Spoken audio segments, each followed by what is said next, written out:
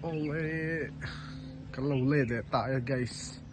với ni à hianin Mahindra Stockyard ta kan kala Stockyard da hian với hi motor hi alo kim chia lava ma se om chun kan non ti lang don ni clear to ten in lo lok thak ta kain lo en nge kan be sei ni ole ma saber chan so han chan mo bob mai la masabera chuanin hela hian Scorpio N the SUV Big Daddy SUV chuanin India kut chuak chuanin SUV rin roll ber ti mai la om khau tak mai khan sang box si hello oma ta hi four wheel lo oma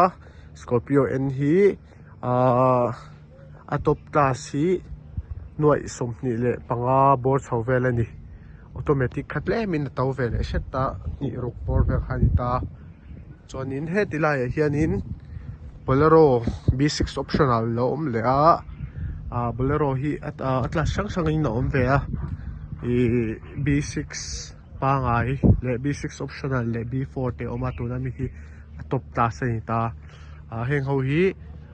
noi som pakhat le sing sari velin na complete ta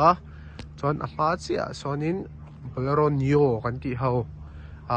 ana kha chonin TUV 300 an ti chita amai ro chu heng ho hi Neo inaron chuak to ta la hian dum hi bal da ula kat le min hi Neo wa po N10 optional ani ta optional hi top class ani ta anung akesnua khwanin differential lock oma MLD kan ti mechanical differential lock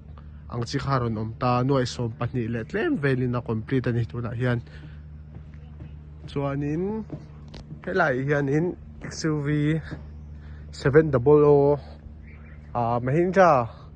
motora chuanin high end Weber ni ta high end kan ti chuanin achang ang ber ang kha ni mai ta heng ho hi ma se tuna kan mu tak hi chu i Atlas yam lampang ani ta AX5 select kan ti ta hemi a computer chu kheta ti ve ho rodel tuna non duan me kha ni ta heng ho hi changkang khop me a iphone a chang te khan ni connect thei ta motor a hi khani lo wa start lock thei ta chuanin panoramic sky roof ani bok ta changkang khop me hi chunga te kwanin ku la infotainment te po ku chai mina bal deuh ka alam the lo gira cha bi lo tren hona an en le ga infotainment system changkang deuh me ron le ni chuanin he ti la ya hian XUV 3XO moi em me lo ding le a hi top class ani AX7L kan ti ta panoramic sunroof sky roof aron ni ta ai loi ta hi moi em hei an nala ni top me ni CXO hi chu moi dang dai moi chung chuang khop me noi som paruk vel ani ta hei top class hi noi riat vel atangin an chan chho ni hek motor ho hi